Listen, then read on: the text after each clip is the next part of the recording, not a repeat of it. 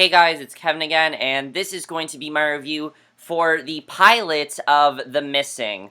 Episode 1, Eden, and I wouldn't say Season 1 because this is actually a limited series. There's only going to be 8 episodes. I kind of feel like they're going to extend it just because of, if the show's successful, I feel like they're going to kind of extend. I'll talk about why, but I pretty much knew nothing about the show. Now, I know what you're thinking. How are you reviewing this already?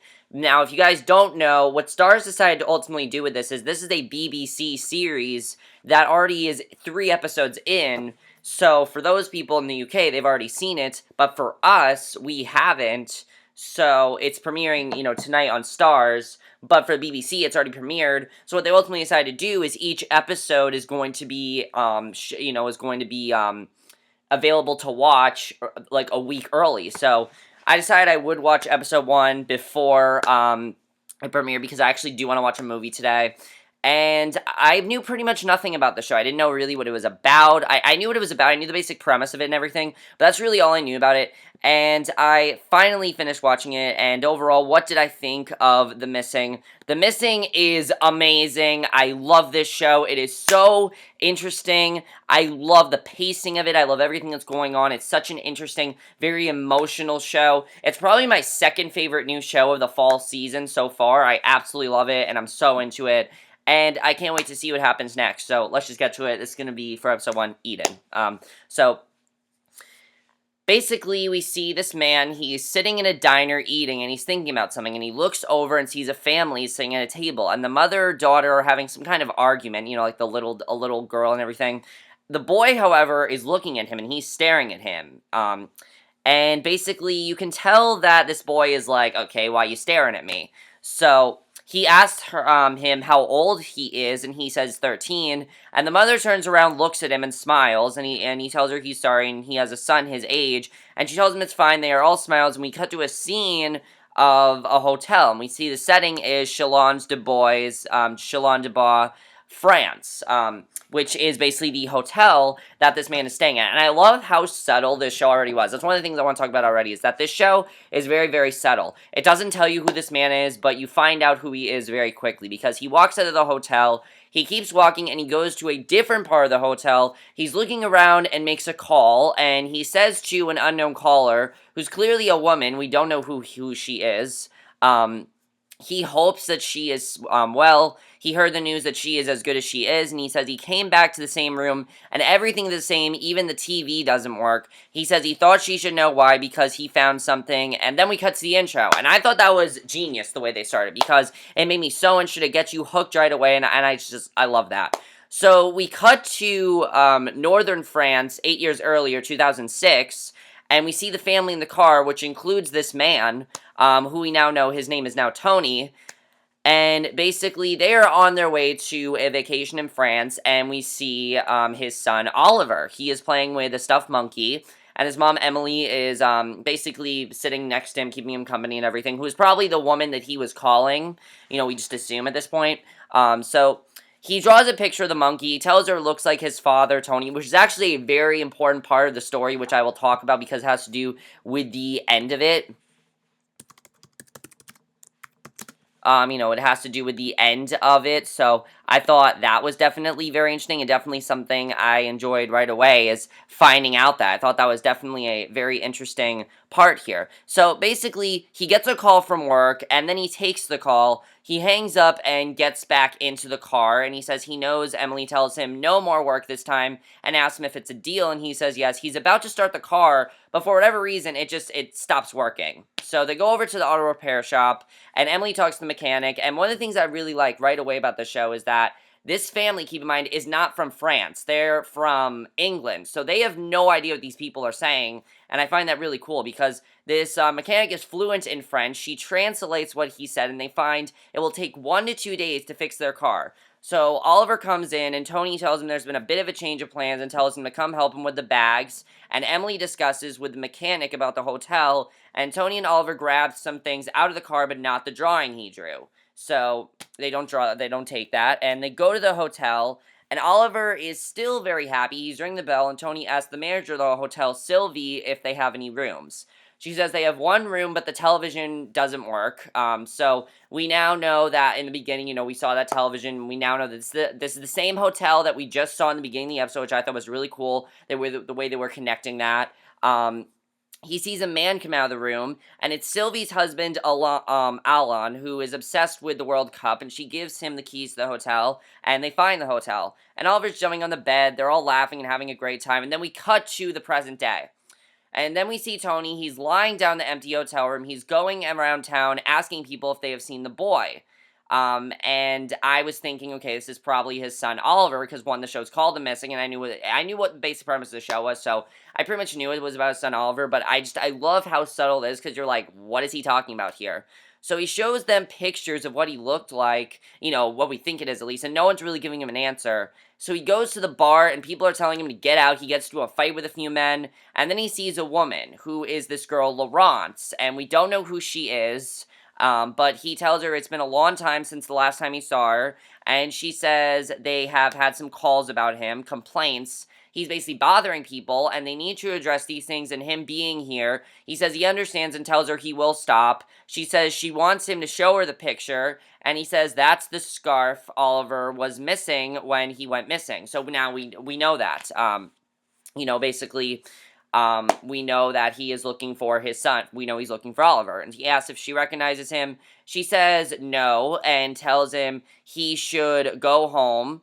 And he says he knows and he will. So, basically, we then see a man who's doing some work with bees outside. And we meet another character, Julien. He comes home, he kisses his wife, he then gets a phone call, he speaks to them in French, and he tells her that Tony has gone to Charlemonte, and she asks why he says he thinks he has found something, and Laurence says he's being a nuisance, a drunk, and no one wants him there, and she says she can't imagine why, and I really like what he does here. He actually compares what's going on with Tony through the bees, and I thought this was kind of cool. He talks about how honeybees would not have survived the winter if there was a nectar flow to live outside the cold. They must believe the world outside, their hive is warm, that there's food, and nothing has changed. And basically he says that's what's going on with Tony, that Tony's still at the hotel because he still thinks his son is not gone, and he thinks he is 13 years old playing football and starts to think about girls. And she asks if he's thinking about seeing him, and he says something to her in French to make her feel better. So we then see Emily, and I thought this was a great twist. We find out that she's actually married to another man, and she's divorced Tony, basically. And she's trying foods from her husband. She says that's the one, basically they're joking around about that. So she gets a voicemail, and we find out that yes, Tony did call Emily. That was when he called, and she looks very concerned, upset. And she deletes the voicemail. And we then go back to 2006, and Tony gets a call that the car's fixed, and he tells the announcer, thank you, and he tells Emily the car's fixed, and she asks what it was. He says he wouldn't know. He explained it was mostly in French, and he tells Oliver they can swim tomorrow, and he says he wants to now, and Emily tells him it's way past his bedtime. He sees a map and sees that there is a pool there, and Emily says they would have to go all the way back to the hotel to get his swim trunks, and Oliver's begging and pleading. And Tony says they can go now, and Emily says that's fine, but absolutely no longer than a half an hour. So they go to swim, and Tony and Oliver play in the pool and have some great father-son bonding. And right away, one of the things I love is that the chemistry between these two as father and son is perfect. I mean, it doesn't seem like acting here. It seems like they actually are father and son, which I definitely really do love. And the reason I'm talking about it so early is because we actually don't see a lot of it, and I'll talk about why. So Oliver says he's thirsty. Tony mocks him. He tells him he will get him out. He dries him off. He asks what he wants to drink. He says, why not some hot water? He's joking around with him, basically. He goes to a bar, and we see this crowd just, screaming because the World Cup's going on. Everyone's, really excited about it. So he's trying to ask for a lemonade over the crowd. But while he's there, Oliver goes missing. So now we know how Oliver went missing. And he looks for him. He goes near the bathroom to see where he went, and he's going crazy looking for him. So Tony calls Emily and asks if him and Oliver had fun and if they are on their way back, and she finds out Oliver went missing. So a police officer gets a call about the missing child, and the police go crazy trying to look for him. The police want to help, and Tony and Emily, but Tony's panicking, and we then meet Laurence. That's how they met Laurence, basically. We find out that Laurence is a police officer, and I thought that was really cool the way we found that out. And basically, she says that she can bring them to the station, tell them everything she knows, and she says they're staying there till they find him and they can't go to the station. Emily's crying and looking for him, and they go to the station, and a guy comes up to them, Jorge's, and he says he was assigned to this case. And Tony asks if he can tell him exactly what is happening. He says they're in good hands, and a woman comes up to them, and it's Laurence, and gives them a drink, and she tells them Jorge's is the investigating judge. He's in charge of the situation for now. And a man comes up to them and tells them he needs a photo of their son because this is the abduction alert. And you can tell that this is just so overwhelming for them. I mean, think about it. If you had a son that went missing and just you're getting bombarded with like all this information, plus you're not, you're not like fluent in French or anything, so half of the shit they're saying you have no idea what they're talking about. So, it would definitely be very overwhelming, and I really like the way they portrayed that here. So, basically, the guy's asking for a picture and everything, and the man says they have to move quickly, and, Laurent says it's a national case, which basically means that they're going to get support from Paris. This photograph show everywhere, meaning TVs, people will be concerned, things like that. And Tony's about to show him a picture to them, but Emily's doesn't want him to show them that one because he's not smiling in it. So she gives him another picture of when Oliver was smiling, and Emily's then crying in the bed. Tony's comforting her, and he tells her that he was thirsty, there was a big crowd watching the game, he was holding his hand, and Emily says it's not his fault, she doesn't blame him, and he says he's going back out because Oliver might have gone back to places they were today. So Emily's freaking out. She tells him he should stay because what if he tries to come back? He says if he does, that she will be here. He looks outside for him. He sees the crowd still cheering about the results of the World Cup, and he's trying to get away from the crowd. And we see some guy yelling at the police in French. They're trying to look for him. Laurence tells another officer, Khalid, and says she wants him to make a good impression because the man is a legend. And that is when Julien is there. And I knew that Julien had something to do with this case. Just because of the way it was going, I was like, probably he has something to do with the case. So he arrives, and Khalid introduces Laurence, and she says it's an honor to be working with him. And Julien says likewise and tells him that they should know and I thought this was an amazing twist, so we found this out. He's planning on retiring in a month. But think about this.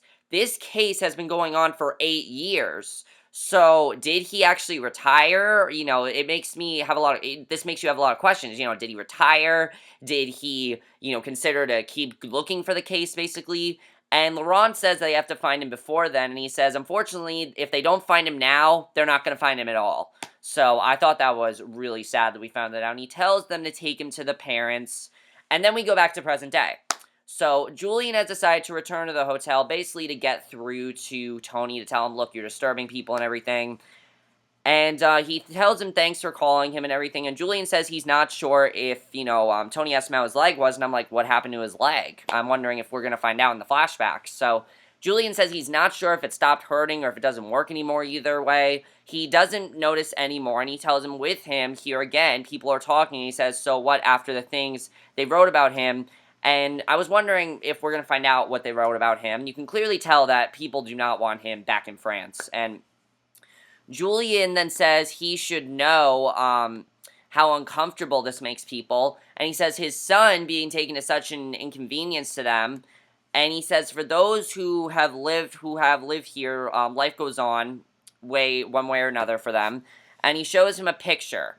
And at first I thought this was going to be a picture of Oliver, like a picture of him, but this boy is much older. So Julien asks who that is, and Tony says he has no idea, but the manager, Sylvie, the manager of the hotel that we saw before, she posted this on Facebook 2 weeks ago.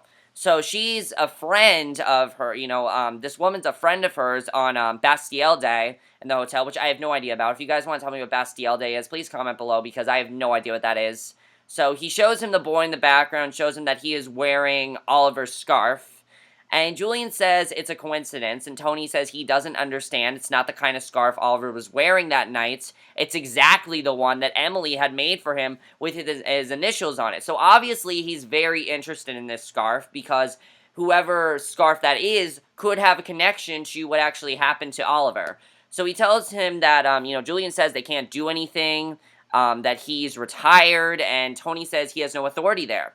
So if there's any news, that the police will pass it on, but Tony says they don't really care, because he told Laurence, and she seemed to be less than interested, And maybe Zion would give a shit if he weren't in jail, but and I'm wondering, like, who's Zion, so I don't know who that is. So Julien says he came here as a courtesy, as a friend. He needs to stop this and go home, and this is not good for him. And Tony says he's lucky. All those years, the detective, he could have just switched off, washed his hands of it. He tells him good for him. He says he don't say he was here as his friends because they were never friends. And I thought that was just an amazing scene, the way that was done. It was just so amazing. So we then see a boy who is helping Emily move boxes, and she says she really appreciates it. He says he doesn't mind. She says since she is paying the removal man, she should pay him as well, and she pays him money.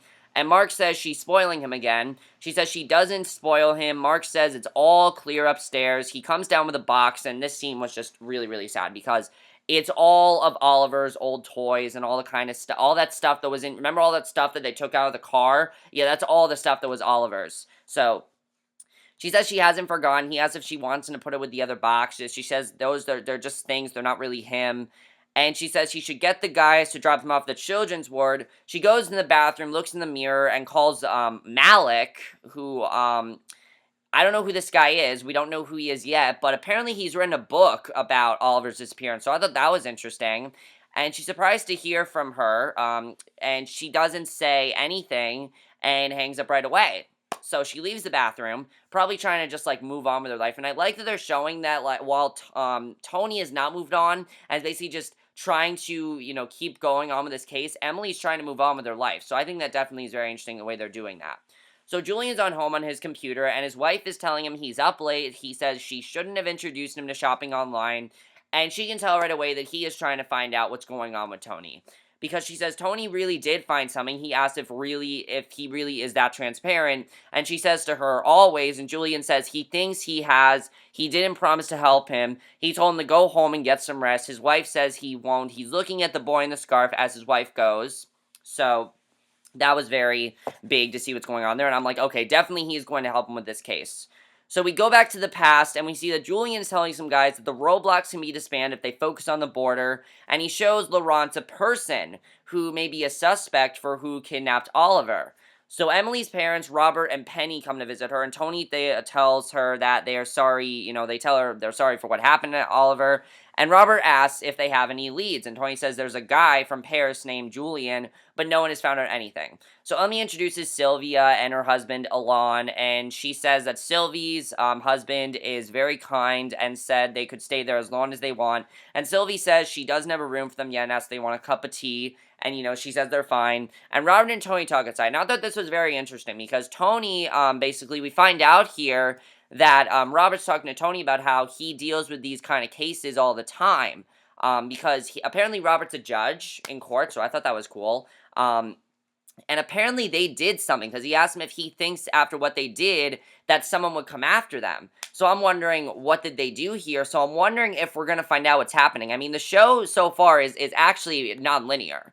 So I'm wondering if we're going to actually see what they did all these years ago, because I don't know what he's talking about. So Khalid then meets Malik at the restaurant, and we find out more about Malik here, because basically, before Khalid got in this really weird text message about some place called Charlemonte or something like that, and he asked what the text means, and Malik says he thinks he knows what it means, or else he wouldn't be here, and he was a journalist, and he says he is. He asked what he knows about Charlemonte, and I'm wondering what exactly is this guy hiding, because clearly he's hiding something that he doesn't want anyone to know, and I'm wondering what exactly is he hiding here.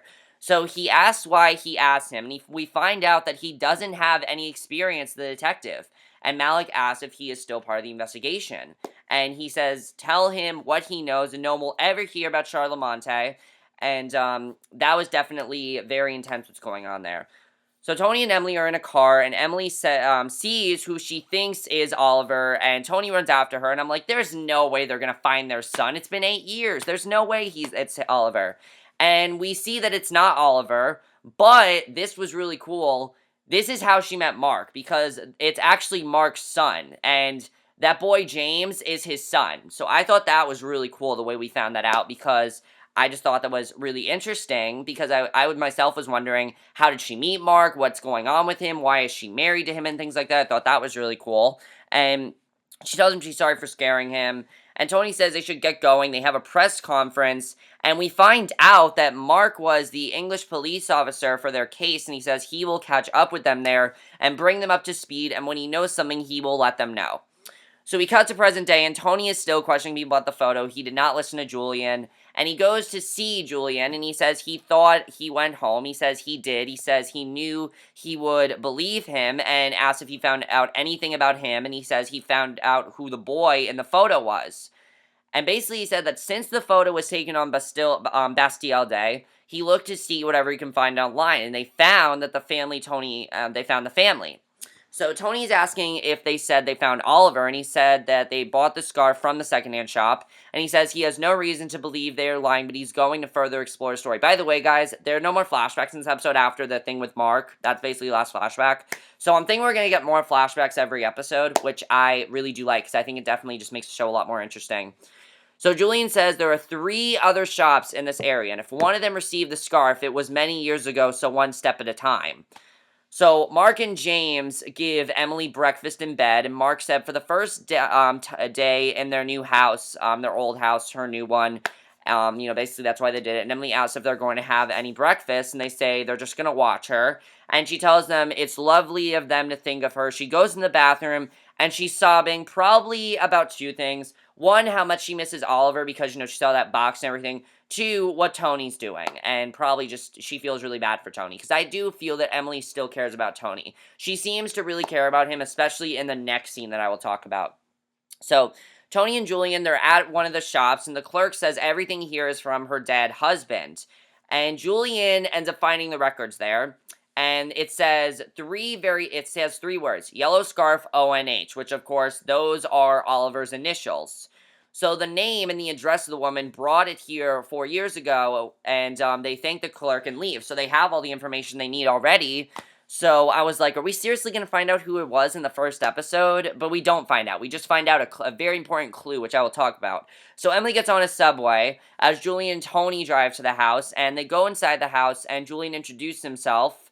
And Tony tells her they are investigating an old case, and she thinks she may be able to help them by just answering some questions, and she tells them to come in. This one's name is Vivian, by the way. So Emily then goes to meet up with Malik, and we find out why she called Malik before, because I myself was like, why did she call this guy? And he asks why he called her if she's not going to give him an interview, and she tells him Tony has gone back because he thinks he's found something, and he's telling her because she wants him to tell her what he's found, and he says if she really wants to know, why doesn't she just ask him? And he says because she's asking him, and basically she wants him to investigate what's going on with Tony. And I'm wondering why she doesn't want to, and I pretty much think I know why. She wants to she wants to basically abandon her old life. She doesn't want to go back to it. She basically just wants to continue with her new life and not have to think about this anymore.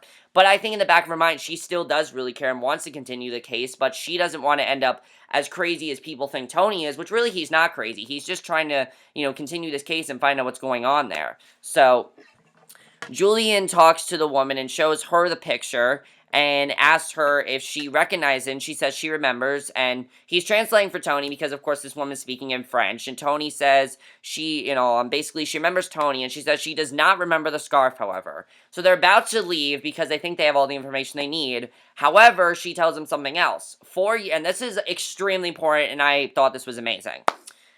4 years ago, she had her house decorated. She emptied the cellar, and several things were taken to a secondhand shop.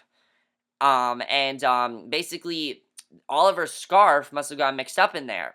And in July 2006, the house was empty, and perhaps his son was taken here. So Tony obviously is freaking out about this new information because he's wanted to know what's happened to his son for 8 years, and he's freaking out, obviously. So Julien tells him nothing is certain. He says he just needs to splash some water on his face or something. He goes down to the cellar, and Julien follows him down there, and he turns on the light, and he's trying to calm him down because Tony's not saying anything at this point.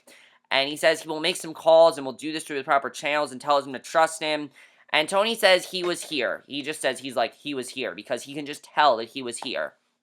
And they're about to leave, but then Tony sees something covering the wall and gets very suspicious. He takes the thing off, falls over because right there is the engraving of the picture that Oliver drew of Tony when he was taken. You know, it's that monkey picture, and that's how the episode ends.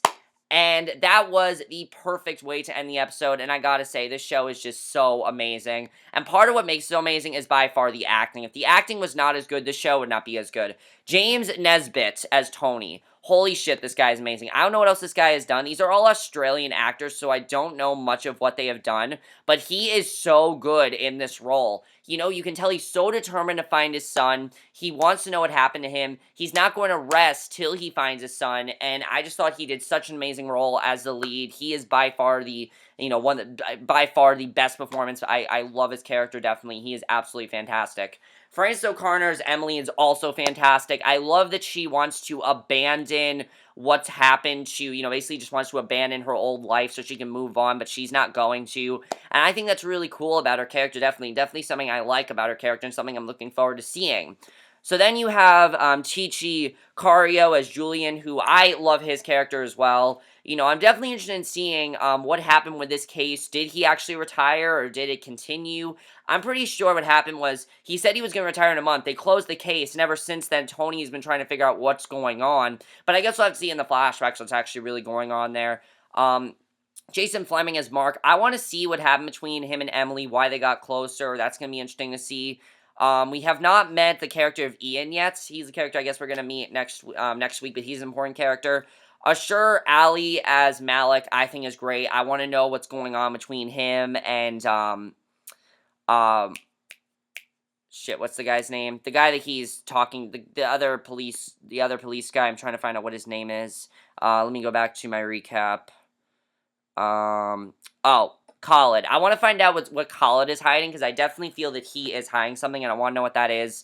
We haven't met Zion yet, and I like the girl that plays Lawrence as well. And then we get to the little boy who plays Oliver, who is extremely adorable. Him and Tony have such great chemistry. They work so well together. And I'm wondering if we're actually going to see more of Oliver, just because of the fact that I feel like, you know, they showed a clip in the trailer that we didn't see in this episode, like about ice cream, so we didn't see that, so I'm wondering if we are going to see more of Oliver in the second episode. The directing in the show is absolutely fantastic. I think the tone is perfect. The director knows what he is doing. He knows what kind of show he wants to make, and he's doing a great job with that, definitely. I love the intro of the show as well. The intro is really cool. The cinematography is also amazing. There are so many shots where they will just, like, show you what the scenery looks like of the hotel. There are many scenes where, like, Tony's going around asking people questions, and then they'll zoom out and show you the entire, like, scenery. It's amazing scenery. It's beautiful, and I think it's just is beautiful cinematography, definitely. And the editing is perfect for the show as well. This episode was quite lengthy, but it went by like that, and I was totally into it the entire time. There was nothing I didn't like about it, and I highly recommend you guys check out the show.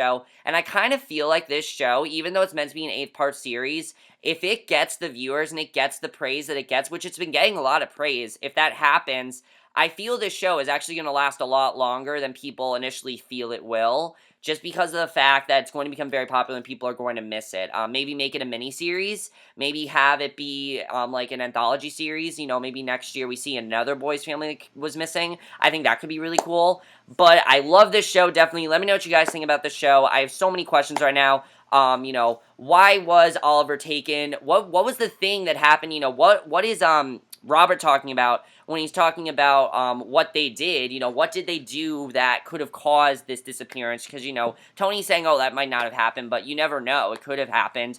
Why is Emily not wanting to find out what Tony's doing? Do you think she's trying to distance herself? What is Khalid hiding? I think that's going to be very interesting to see. There's just so many questions I have right now, but that's my review. Hope you guys enjoyed it. I know this was a long review, but please, guys, check out this show tonight. It is absolutely amazing.